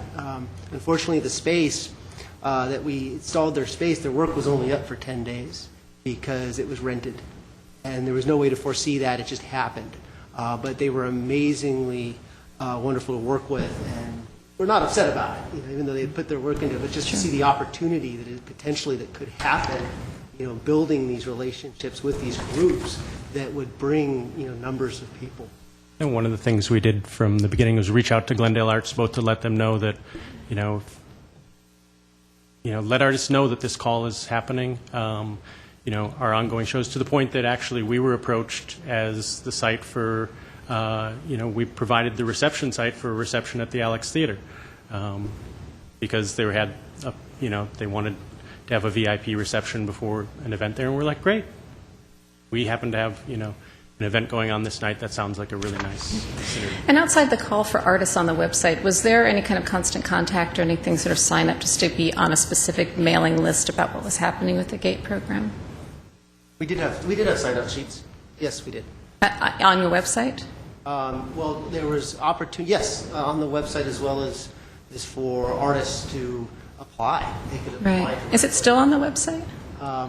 Right I don't know. one of the things we did discover is, and we would certainly work on this in the next round, is without the more open and accessible the website would be, the more the bots would find it. So at a certain point, we'd received about 4,000 spam emails, and that was definitely a problem in terms of we try to scan through, but it was and even some of the bots get really smart. They say love what you're doing or checked out your website and things like that. So Sure. Does your team have the expertise to build upon that website, or is that something you have to add to your team to have that sort of technological? we have it within reach. I helped found a website company, and while I'm not a programmer like that, it's very, very close. It's also the case that I hope that the numbers that went through before make some sense, but just in terms of scheduling and programming the shows that we had, at a certain point, that really became, a real almost treadmill kind of focus in terms of, what we could do, because we had specific space, specific time. And was there social? I'm sorry. We're running short on time. I don't mean to cut you off. That's the only reason I'm being a little quick about it. Was there a social media, like Facebook page, Twitter, that type of thing that was out specific to the project? At the time that we were doing the program, we didn't have a major social media. Okay. So I'm just looking at my notes here real quick. So I know a lot of the spaces, the economic recovery rights of spaces are drying up in terms of this type of opportunities. Have your relationships been maintained with property owners moving forward, so you would know who to call, and have you put kind of feelers out or have an idea of where specifically, and I don't need to know exactly where, but specifically you would be looking at doing other opportunities? We've maintained relationships, and, in some ways just out of pure faith, have tried to, continually say, well, pretty soon we're going to know what's happening with the GATE program. Let's keep that work up. Let's keep the, the temporary lease agreement in place. So, very hopefully we do have the ability to get back pretty directly, and then to develop new relationships. But I would say that took a healthy amount of groundwork to learn how to establish that and to speak this program to the actual interests. So do you anticipate that the administrative timeline that you encountered in the first round would be lessened because of the experiences of your first time? I would say absolutely. It was very specifically 5 months. We didn't have a signed contract. I understand. We had an exhibition up just a little bit of a month after we got a signed contract. Okay.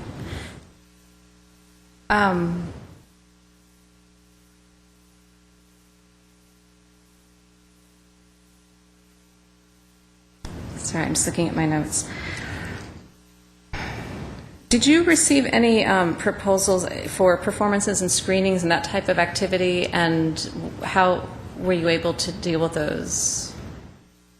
Well, actually, we were hoping that we would. I mean, just from a standpoint of, our backgrounds and the types of projects and events that we've done and exhibitions in the public. Mm-hmm. We were, really anticipating and hoping that we would be able to do more of that, and we did receive some. There were challenges based on our scope of work and what we were tasked to do with.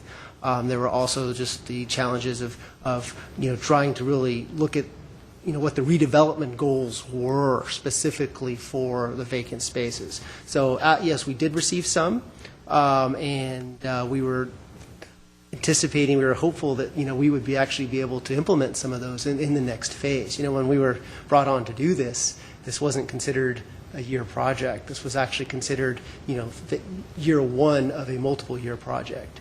It just, with obviously the redevelopment closing us. And actually, on that note, if I remember correctly in some of our conversations, the expectation had been originally that it would be the contracted amount, and then as you would look at sort of year 2, year 3, and you touched on this, but bringing in other outside funding, fundraising, that type of thing. So are you in a position to launch into a second year and bringing some of your own funding and partner funding to the project? Yeah, that was actually not in the scope of work. That happened more recently. Okay. We were asked to consider that. When we were under contract to the redevelopment agency, it was not in purview. We have considered that, and we looked at it, just to be honest with you, at the time, we were looking at, how could we do more with what we have? The $80,000 contract was one thing, but we're thinking, we're doing some of these exhibitions, we feel that they could get national recognition, that we could actually bring in some really, big funders in potentially. Unfortunately, it takes time to work grants into any program, a minimum of 1 year to be able to even just apply for them. So to start out right now to be able to utilize grant funding is not possible. We would have to have a year to build up to it, and so that's why we proposed a staged or a sort of incremental use of grants so that they could have time to be able to build that up. And my last question is there a budget percentage that you can recall that went to artists either on a stipend basis, installation basis, travel? I mean, how much of it was for your administration as curators and doing all the legwork that you had to do, and how much was it for installation and such that your property owners didn't cover and insurance, and how much was towards the actual artists' installations and work? I'd say about half of it went to each side in terms of what it took to produce the exhibitions. The artists in general, we paid a good amount to try to get the spaces to be functional for the artists, and then the artists were provided a stipend for executing the work. Was that straight across the board for all, or did it depend on their budgets that they proposed to you? That the different artists required different amounts to be able to execute their projects. So that's basically was our commitment to them, was we're going to try to create a space where you can show your work, bring an audience in, and allow you to execute that work. And we knew what we were inviting in, so at any given time for any show, if it was just impractical because this artist had either fabrication or shipping costs, then we would put the budget there if we thought that as a whole the show would benefit from being able to put this set of artists together. Okay.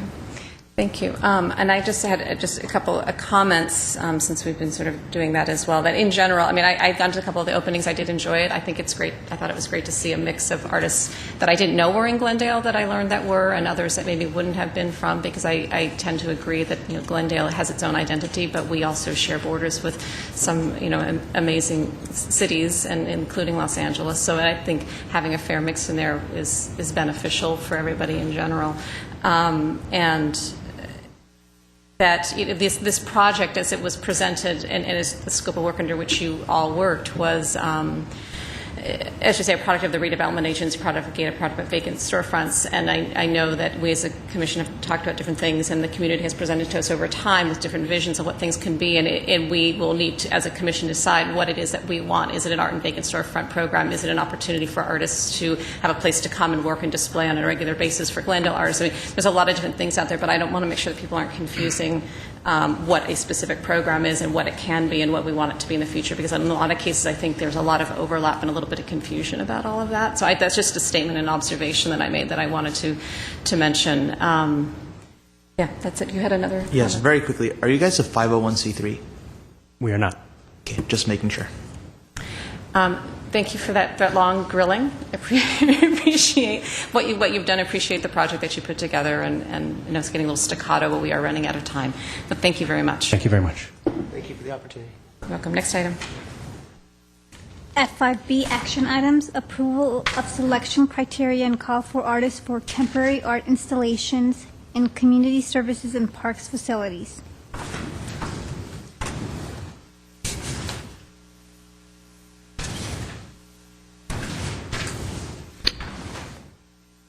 Commission, as you recall, in November, you reviewed and approved a policy to allow for temporary art installations in community services and parks facilities. This was in response to a lot of local artists' requests to display artwork in public spaces and parks.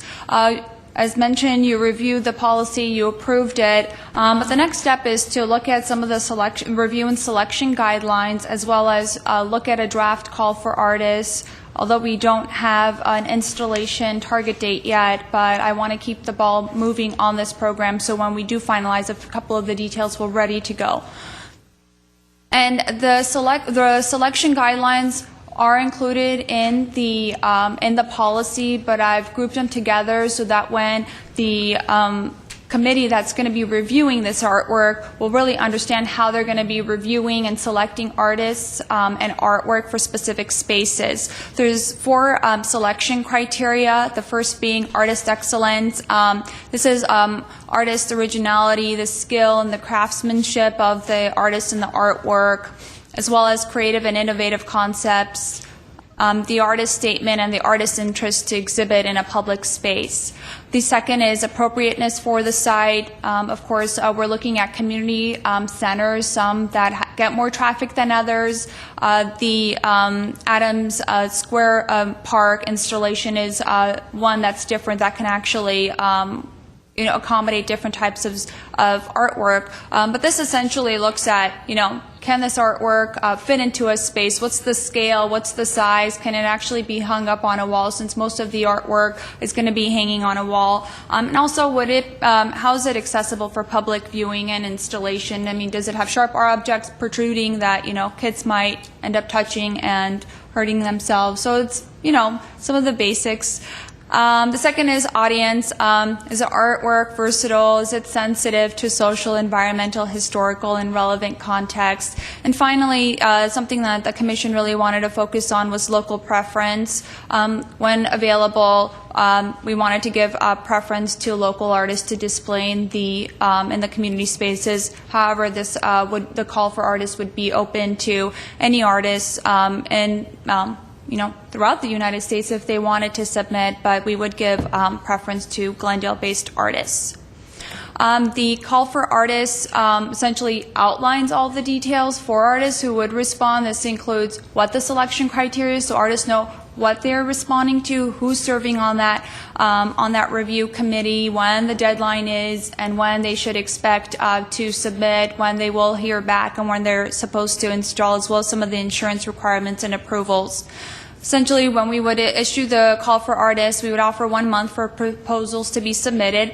At that point, the committee would review the proposals and make a selection, and our office would notify the staff and provide information on the installation details. At that point, the artist would complete the community services and parks applications that they have for displaying artwork, and then they would display and install the artwork, and we would determine, based on the installations, how long of a period that is. We can finalize that when we look at the spaces. At this point, I'm sorry I'm rushing through this. I want to make sure I get to your comments. The direction items and the next steps. Essentially today I'm looking for approval of the selection criteria and call for artists. Remember, the selection criteria can't be changed because it's based on the policy. It's just more of a formal process to approve it. You can provide direction on the call for artists, but hoping you can approve this draft, so when we do get a couple of the details finalized, this can be issued quickly, and we won't have to go through a series of meetings. Some things that we have to do: we need to install the cable systems for hanging art. Something that the Community Services and Parks Department was concerned about was ongoing maintenance of hanging artwork. Is every 3 months are we going to have to worry about repainting a wall? Instead, we could just install a cable system for hanging the artwork, and that would be much easier. We need to finalize the insurance coverage. Our risk manager is working on this. This is top priority for his office, and this we'll hopefully get an answer sometime soon. And then once we know when we can install the cable systems, then I will confirm the installation dates with the community services and park staff to know when we can install it and what dates seem to work. And we can figure out, is it a 6-month exhibition timeline? Is it a little bit shorter? Is it longer? And then we would issue the call for artists. That concludes my presentation. I'm happy to answer questions. Thank you. And all commissioners know we're limited on time, so keeping our questions and comments succinct would be great. Commissioner Gregorian. Thank you. I have a couple of questions I don't even understand. When you say on number 9, selection criteria, excellence, on the last sentence, consider the artist's interest to exhibit in a public space. What do you exactly mean by that? This is something that the commission wanted to include in the selection criteria is an artist would provide a statement why they're interested in displaying in a public space as opposed to a gallery or just keeping the artwork in a studio. It's just a matter of reiterating why they feel compelled to display their artwork in within their community. So basically, you know, what the desire of an artist to be exhibited more publicly than... Correct. Okay, all right, thank you. A couple of suggestions. I know we are fighting against time, so... on this selection process, we have arts and the committee will consist of an arts and culture commissioner and City of Glendale representatives.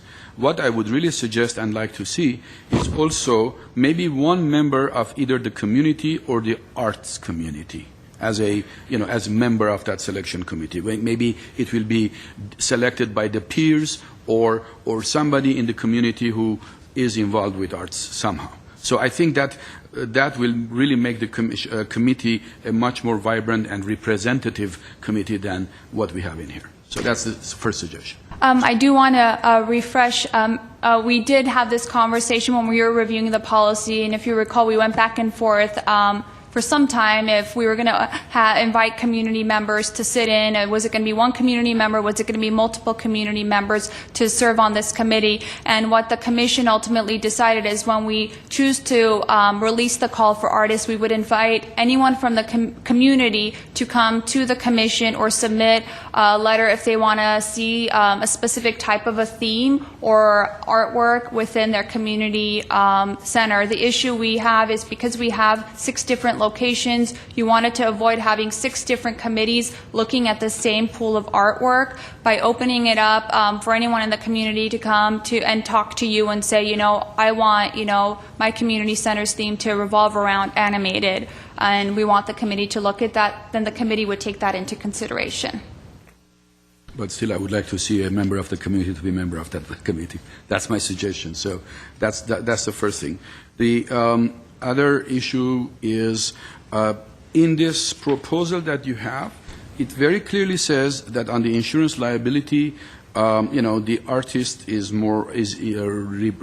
responsible for that. But in your presentation, you said that we are working on this, and as long as we all recall our lengthy conversations in the past about the insurance issue, I really have no problem. But if we expect the artists to pay the insurance, I have a huge problem with that, and we all know that. So whether my opinion in the next meeting will matter or not, that's another issue. But as of now, I really have a huge reservation against the artists paying for their own insurance. So let's keep that in mind also. And one more comment, and I'll make it as brief. We have discussed this again at length.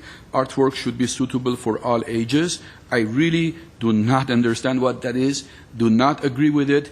The only thing on this planet which is suitable for all ages is clean air and clean water. Nothing else is suitable for all ages. And even a pair of shoes, even a shirt, even some kind of a food is not suitable for all ages. We have discussed this. I have always asked for this to be out. If my colleagues decide to keep it in, that will be fine. But that will really bring the common denominator to very, very, very low and very, very, very watery, which is completely unacceptable. And I've made this comment before, I'm making it again. Statue of David will not be displayed in Glendale as a masterpiece of the world because it may not be suitable for all ages. Some people might think that that's offensive because it has some male nudity, and I totally totally am baffled by this decision. But after that, that's my comments. Other questions, comments? I think we have all discussed all those details, and everything that was said here was also discussed, so you have it all on record. I understand, but the policy was approved given Commissioner Gregorian's concerns, and I did not forget about it. I think we understand, but the policy was approved, and this call for artists and the selection guidelines are a reflection of the policy that was approved. At this point, if you don't have any questions, if you want to make a motion to approve the call for artists pending, installing the cabling system for hanging the artwork, as well as, securing the insurance. This is the insurance. Just regarding your comment, this insurance that the city would get would not then require the individual artists to get their own insurance. So I want that to be clear. But we have included that just until I can finalize what the insurance is that the city is getting. I will make that motion. And I'll second. Roll call. Commissioners Hovhanessian, Yes. Gregorian, Yes. Kivanian, Yes. Lee, Yes. Chairperson Deaver. Yes. Next item. Item 6, Commission staff comments. Commissioner Gregorian. Thank you, Ms. Chair, for giving me this opportunity. I think we all know that after a general election, the newly elected council members appoint their own appointees now. That's the policy. And with the change of any composition in the city council, the boards and commissions also change. As you know, my last appointment was by council member Rafi Manoukian, whom I'm very grateful, and who in the last election got elected into being the city treasurer and consequently had to resign from the city council. And with that, I was an appointee of Mr. Manoukian, and the list of appointees to the new council that was submitted last Tuesday did not include my name. I'm not in it, and therefore this is my last meeting. I remember the very first time that I was appointed to this commission almost 12 years ago, and I have been nominated and appointed on several occasions jointly by Mr. Manoukian, Mr. Weaver once, Mr. Manoukian, Mr. Quintero another time, and Mr. Manoukian again the third time. And I remember that the very first time how nervous and inexperienced I was. I was still very talkative, by the way. And now I am kind of more or less the elder statesman of this commission. So how times and things change. I have been on this commission so long that I can even write the history of it single-handedly. And I have worked with many good commissioners and staff in the past. During this time, I have done everything possible and in my ability to support arts and artists and be an advocate for the arts and culture, and have always dreamt and stated my goal of making Glendale a destination for the arts in the region. I have selflessly fought the good fights and advocated what I believed to be best for Glendale. I'm proud to be credited with the idea of Diamond Awards, even the name, the Man's Inhumanity to Man, the very first exhibition, inclusion of arts and culture in the downtown specific plan, and the Arts District, and many other accomplishments. I gave the city a blueprint worksheet titled Future of Arts and Culture in Glendale, a draft proposal for long-term and short-term strategic plan in December 2007 and 2008. At the time, this document was praised by many and criticized from some quarters for various reasons, but even some who criticized it took most ideas within it and ran with it as their own. Although the slow pace of government bureaucracy can be very frustrating at times, but at the end of the day, today, many, many ideas in that document. For instance, the percentage for arts, incentive for developments, budget, combining with the library, a museum in Glendale, grants, etc., are being implemented now and as our policies. And I'm very proud of that. I remember when we had almost no budget. Today, we have almost an annual budget of $187,000. We have come a long, long way and are going in the right direction. It has never been about me, about Razmik Grigorian. It has always been what is best for this city and this community.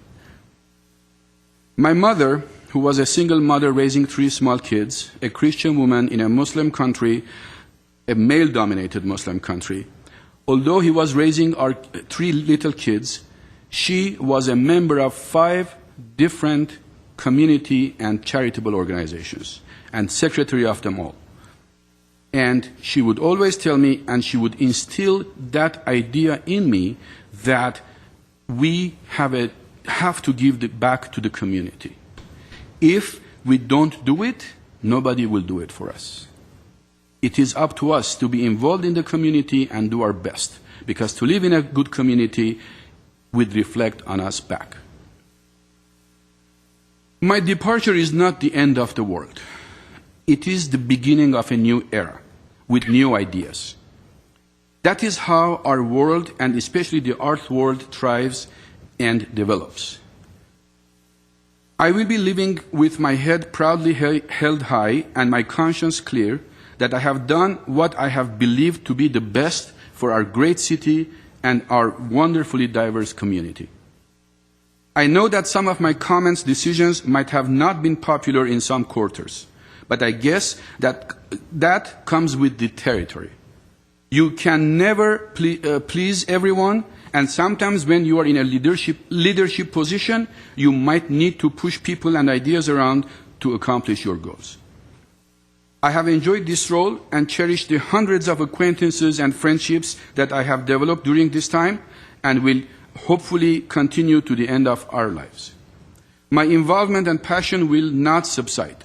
My not being on the commission does not change my belief that arts and culture are the heart and soul of any community.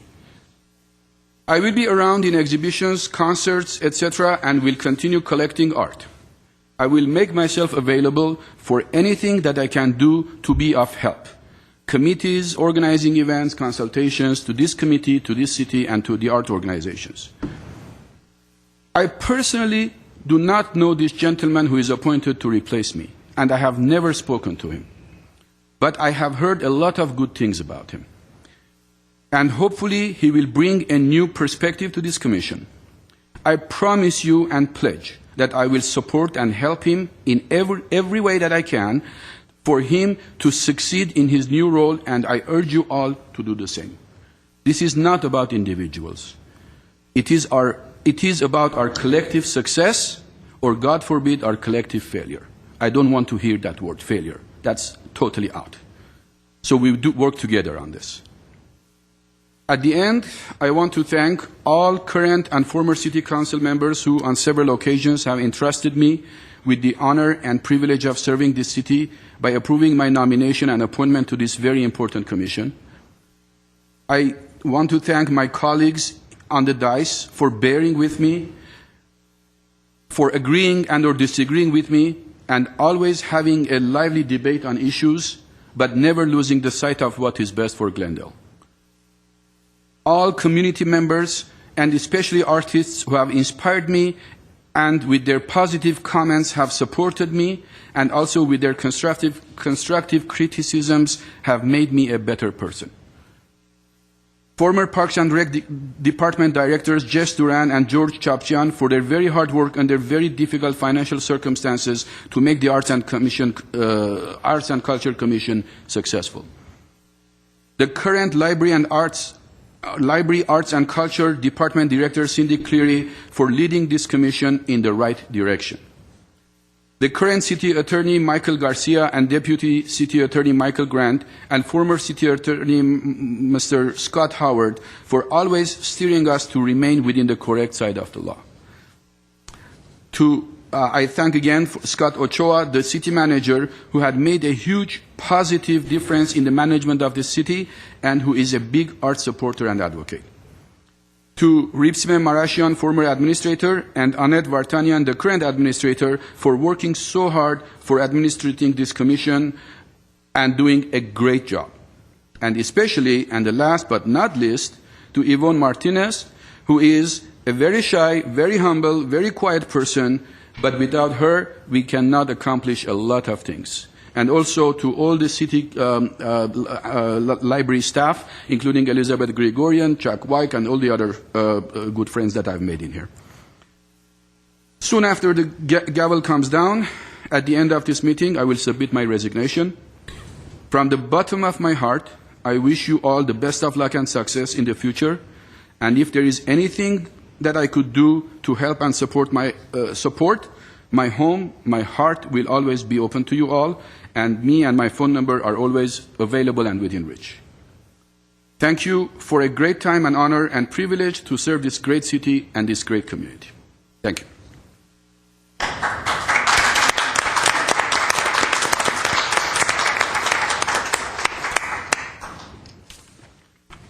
We'll see you back again soon. Commissioner Cavani. I was actually kind of hoping that you said, as soon as this gavel hits, that I'm inviting everyone to Rafi's place on me. But you've done it many times. Very quickly. You guys have to. Yeah, this time we have one each. But thank you for being a big brother to me, a really, really, really big brother to me. But you have mentored me along the way, and you know that very well. So thank you for all your services, Commissioner Gregorian. Thank you.